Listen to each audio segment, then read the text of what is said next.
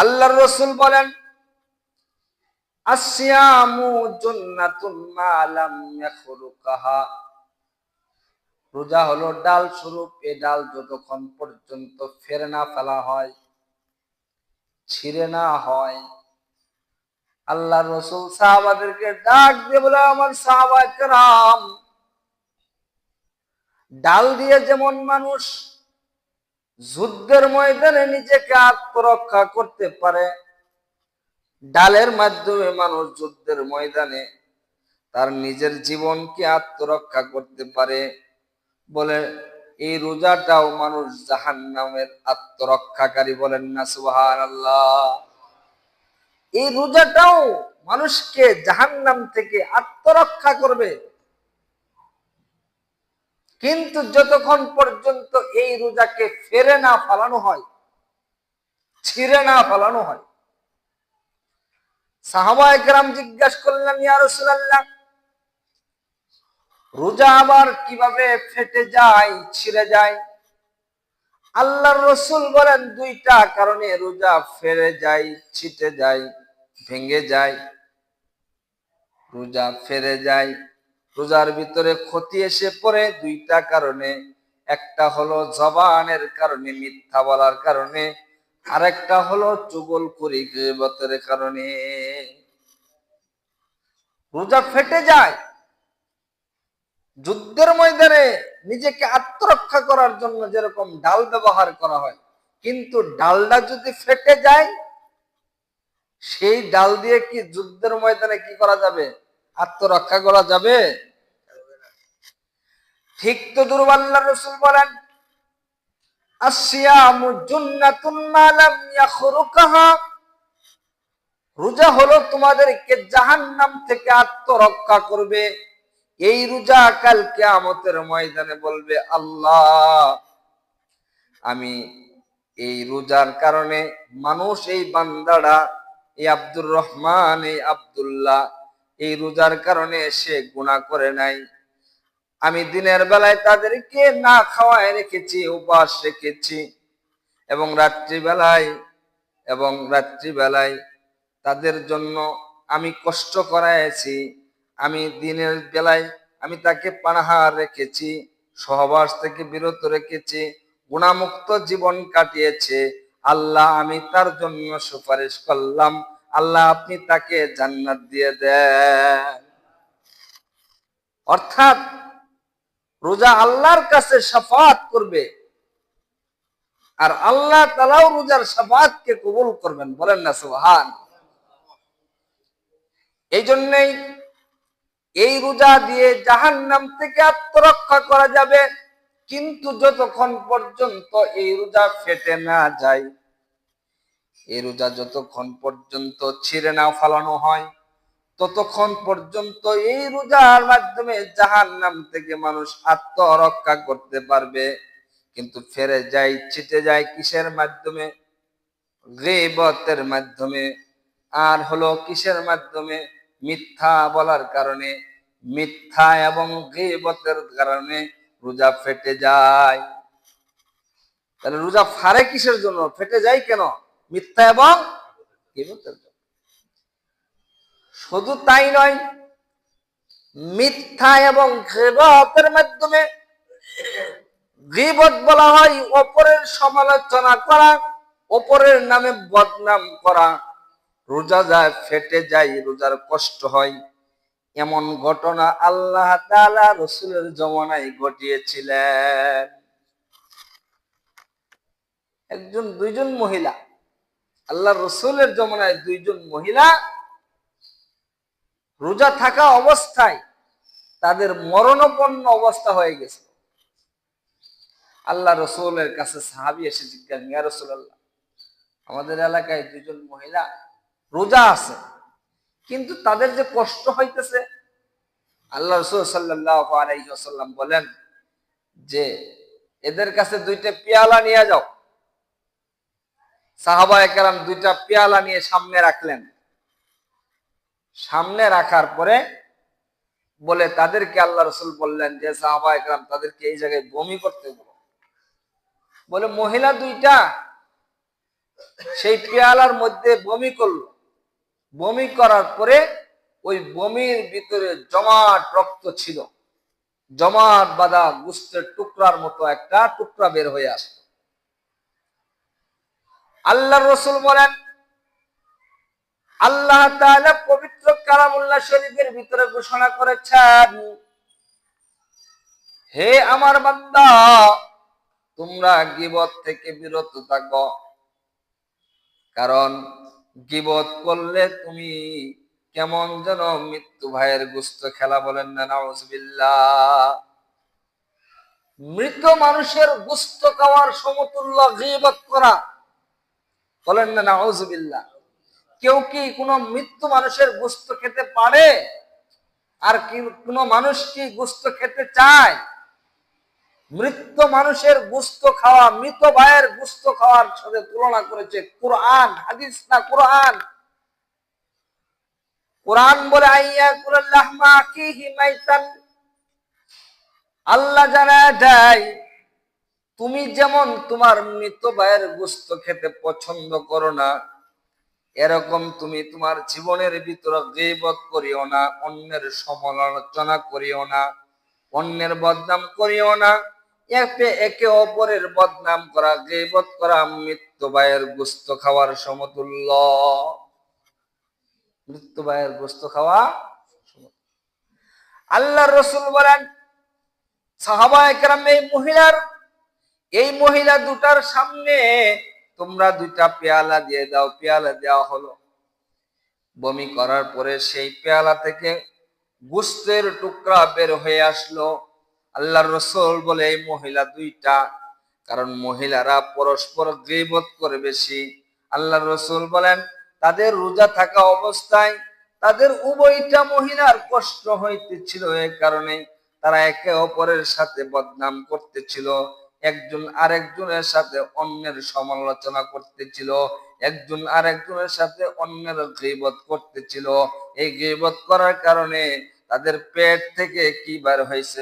গোশত বের হয়েছে, জমাট রক্ত বের হয়েছে, এবং এই কারণে তাদের রোজার কষ্ট হইতেছিল। এই কারণে আল্লাহর রাসূল বলেন, আসিয়ামু জুন্নাতুন মা লাম ইয়াখরুকহা। এই রোজা হলো ডাল স্বরূপ। এই রোজা দ্বারা মানুষকে আত্মরক্ষা করবে জাহান্নাম থেকে, কিন্তু যতক্ষণ পর্যন্ত এই রোজা ফেরে না ফেলানো হয়, ফেরে ফেলাইলে আর জাহান্নাম থেকে আত্মরক্ষা হবে না। কিসের দ্বারা ফেরে যায়? গীবত, মিথ্যার কারণে। সুতরাং এই রমজান মাসে গুনাহমুক্ত জীবন কাটানো, গীবত মুক্ত জীবন কাটানো, মিথ্যা মুক্ত জীবন কাটানো, মিথ্যা কথা বলা থেকে জবানকে হেফাজত করা, গীবত করা থেকে জবানকে হেফাজত করা। কিসের দ্বারা গুনাহ হয়? রোজার উদ্দেশ্য হলো গুনাহমুক্ত জীবন কাটানো। কিসের দ্বারা গুনাহ হয়? এ কারণে উলামায়ে কেরাম লিখেছেন, মানব জীবনের পবিত্র মাহে রমজানের ফজিলত কেউ যদি পেতে চায়, আল্লাহ তাআলার কাছে যদি রমজান মাসের রোজাগুলোকে কবুল করাইতে চায়, প্রত্যেকটা মানুষের জন্য 6টা শর্ত মেনে চলতে হবে। কয়টা? 6টা। 6টা জিনিসকে হেফাজত করতে হবে। কি? 1 নম্বর হলো, উলামায়ে কেরাম লিখেছেন, চক্ষুকে হেফাজত করা। রমজানের রোজা থাকা অবস্থায় চক্ষু দিয়ে যে গুনাহ হয়, এই চক্ষু গুনাহ থেকে হেফাজত করা। আল্লাহ তাআলার কাছে যদি রোজা কবুল করাইতে চায়, উলামায়ে কেরাম লেখেন চক্ষুর হেফাজত 1 নম্বর করতে হবে। চক্ষু দিয়ে যে গুনাহগুলো হয়, এই চক্ষুর গুনাহ থেকে হেফাজত করার নাম হলো, তাহলে এই ব্যক্তির রোজা আল্লাহর দরবারে কবুল হবে। চক্ষুর হেফাজত। 2 নম্বর জবানের হেফাজত। জবান দিয়ে যে গুনাহগুলো হয়, অপরের সমালোচনা করা, বদনাম করা, জবানকে হেফাজত করা। উলামায়ে কেরাম লিখেছেন, আল্লাহর দরবারে কেউ যদি রোজাকে কবুল করাইতে চায়, সে যেন নিজের জবানকে হেফাজত করে। জবানের হেফাজত। 3 নম্বর কানের হেফাজত, মিথ্যা গীবত শোনা থেকে হেফাজত, গান বাজনা শ্রবণ করা থেকে হেফাজত।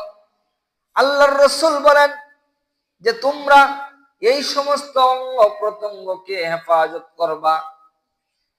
উলামায়ে কেরাম লিখেছেন আল্লাহ তাআলার কাছে রোজাকে কবুল করাইতে চাইলে জবানের হেফাজত করতে হবে, কানের হেফাজত করতে হবে, চক্ষুর হেফাজত করতে হবে। 4 নাম্বার উলামায়ে কেরাম লেখেন মানুষের মাথা থেকে নিয়ে পা পর্যন্ত যত অঙ্গ প্রত্যঙ্গ আছে সমস্ত অঙ্গ প্রত্যঙ্গ গুনাহ থেকে বিরত থাকার নাম হলো, তাইলে সে আল্লাহর দরবারে রোজাকে কবুল করাইতে পারবে।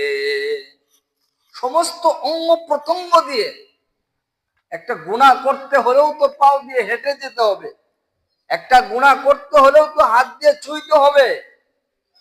এরকম ভাবে চক্ষুর হেফাজত করা, কানের হেফাজত করা, জিহ্বার হেফাজত করা, অন্য অন্য অঙ্গ প্রত্যঙ্গ গুনাহ থেকে বিরত থাকা। তাহলে কয়টা হলো? 4টা। 5 নাম্বার হলো অতি ভোজন না করা। উলামায়ে কেরাম লিখেছেন তবে বর্তমান উলামায়ে কেরামের ফতোয়া হলো রোজা থাকা অবস্থায় সিহরি খাওয়াটা, বেশি করে খাওয়া, পেট ভরে খাওয়াটা উত্তম। কারণ বর্তমান মানুষের দুর্বল, বর্তমান মানুষে কি দুর্বল। এই হলো 5টা। 6 নাম্বার আমার রোজা আল্লাহর দরবারে কবুল হয়েছে কি হয়েছে না, এই ভয় রাখা, এই ভয় রাখা।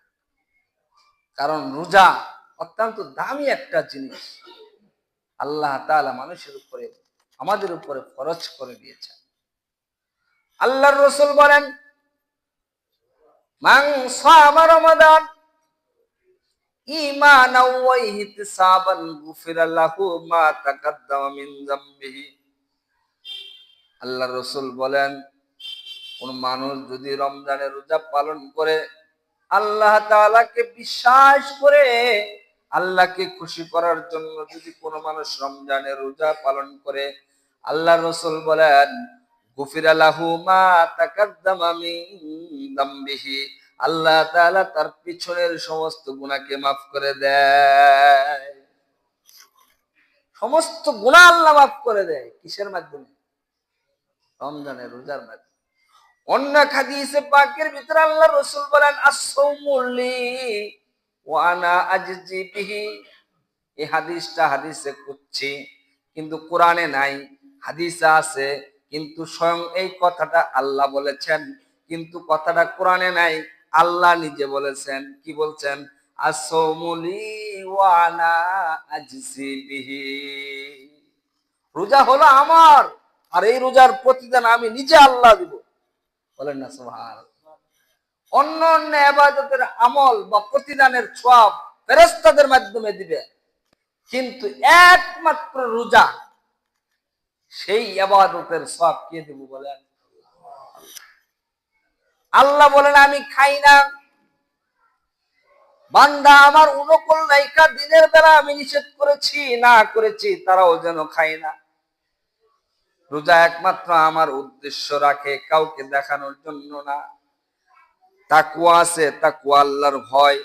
রোজা থাকা অবস্থায় আল্লাহর ভয় তার ভিতরে আছে। রোজাটা আমি আল্লাহর, আমার জন্যই মানুষ রোজা রাখে, আর এই রোজার প্রতিদান স্বয়ং আল্লাহ আমি তাদের নিজের হাতে প্রদান করব। আল্লাহ হলেন সবচেয়ে বড়, আর সবচাইতে বড় যিনি, তার প্রতিদানটা কেমন হবে? কথা কয় না। হ্যাঁ, বাংলাদেশের প্রধানমন্ত্রী তারেক জিয়া যদি আপনাকে ডেকে একটা সুই দেয়, সুই, তাহলে হইব? কথা কয় না। একটা লুঙ্গি দিলে হইল? প্রধানমন্ত্রী যদি ডাকছে, প্রধানমন্ত্রী ডাকে কিন্তু লুঙ্গি দিব না। 10-20 লাখ টাকার বা 1-1.5 কোটি টাকার হিসাব করেন। কথা কয় না। ঠিক তো দুরূপ আল্লাহ তাআলা বলেন as-সাওমু লি ওয়া আনা আজজি বিহি। রোজা আমি আল্লাহ, আর আমি তার প্রতিদান নিজে প্রদান করব। আল্লাহ তাআলা তাহলে কি সুই দিব, প্রতিদান কি লঙ্গি দিব? না, আল্লাহ তাআলা নিজে প্রদান করবেন। তাহলে কেমন ধরনের? মালা আইনুন রাআত ওয়ালা উযুনুন সামিআত ওয়ালা খাতারা আলা কলবি বাশার, যা মানুষ কোনোদিন কল্পনাও করে নাই, চক্ষু দেখে নাই, জীবনে কল্পনাও করে নাই, সেটা আল্লাহ তাআলা দিবে। বলেন না সুবহানাল্লাহ। রোজার প্রতিদান আল্লাহ তাআলা। আল্লাহর রাসূল বলেন যে রোজা যখন রমজান মাস শুরু হয়, রমজান মাসের জন্য প্রত্যেকটা মুমিন বান্দার জন্য জান্নাতকে সুসজ্জিত করা হয়। বলেন না সুবহানাল্লাহ। রমজান মাস আসার আগেই শয়তানদেরকে ফেলে বেঁধে দেওয়া হয়। বলেন না সুবহানাল্লাহ। অন্য এক হাদিসে আল্লাহর রাসূল বলেন, আরে কিয়ামতের ময়দানে জান্নাতের একটা দরজা আছে, নাম হলো রায়্যান দরজা। সেই দরজার নাম হলো কি? রায়্যান। সেই দরজা দিয়ে একমাত্র কারা প্রবেশ করবে? রোজাদাররা। বলেন না সুবহানাল্লাহ। সেই দরজা দিয়ে কোনো মানুষ প্রবেশ করতে পারবে না। আল্লাহর রাসূল বলেন রোজাদারদের জন্য একটা দরজা আছে, সেই দরজা দিয়ে একমাত্র রোজাদাররাই প্রবেশ করবে, অন্য কোনো মানুষ সেই দরজা দিয়ে প্রবেশ করবে না। জান্নাতের একটা দরজা আছে, সেটার নাম রায়্যান। ওইখানে জান্নাতে যাবে কারা? একমাত্র রোজাদাররা। বলেন না সুবহানাল্লাহ। এই জন্য আল্লাহর রাসূল বলেন ইস্তাকসিরু ফীহি আরবাই খিসাল। আল্লাহর রাসূল বলেন তোমরা রমজান মাস আসার পরে চারটা কাজ বেশি বেশি করে করবা। বলেন কয়টা কাজ? কয়টা কাজ? রমজান মাস আসলে কয়টা কাজ? চারটা কাজ। দুইটা করবা আল্লাহকে খুশি করার জন্য। দুইটা করবা কাকে খুশি করার জন্য? আল্লাহর রাসূল বলেন চারটা কাজ রমজান মাস আসলে করবা। দুইটা কাজ করবা আল্লাহকে সন্তুষ্ট করার জন্য। একটা হলো ফাশাহাদাতু আল্লাহ ইলাহা ইল্লাল্লাহ ওয়া তাস্তাগফিরুনাহু। এক নাম্বার হলো তোমরা বেশি বেশি করে রমজান মাস আসলে লা ইলাহা ইল্লাল্লাহ বেশি বেশি করে পড়বা। বলেন না সুবহানাল্লাহ। তাহলে রমজান মাস আসলে কয়টা কাজ করব? চারটা কাজ। দুইটা কাজ কাকে করার জন্য করব? আল্লাহকে খুশি করার জন্য। একটা হলো ফাশাহাদাতু আল্লাহ ইলাহা ইল্লাল্লাহ, বেশি বেশি করে রমজান মাস আসলে লা ইলাহা ইল্লাল্লাহ বেশি বেশি পড়া। কি বলা? লা ইলাহা ইল্লাল্লাহ বেশি বেশি করা। আর দুই নম্বর ওয়া তাস্তাগফিরুনাহু। আল্লাহর রাসূল বলেন তোমরা রমজান মাস আসলে বেশি বেশি আল্লাহর কাছে ক্ষমা চাবা। এই দুইটা কাজ তোমরা আল্লাহর কাছে করবা আল্লাহকে খুশি করার জন্য। আর দুইটা কাজ তোমরা নিজেদের জন্য করবা, না করলে কোনো উপায় নাই। কে বলেছেন? আল্লাহর রাসূল। আল্লাহর রাসূল বলেন দুইটা কাজ তুমি আল্লাহকে খুশির জন্য করবা, আর দুইটা কাজ না করলে কোনো উপায় নাই। মানে তোমাদের করা উচিত, তোমাদের করতেই হবে। নিজেদের জন্য করবা, দুইটা কাজ আল্লাহর জন্য করবা, দুইটা কাজ নিজের জন্য করবা। নিজের জন্য যে দুইটা কাজ করবা, তাসআলুনাল জান্নাতা ওয়া তাউযুনা মিনান নার, জান্নাত চাইবা, জাহান্নাম থেকে মুক্তি চাইবা।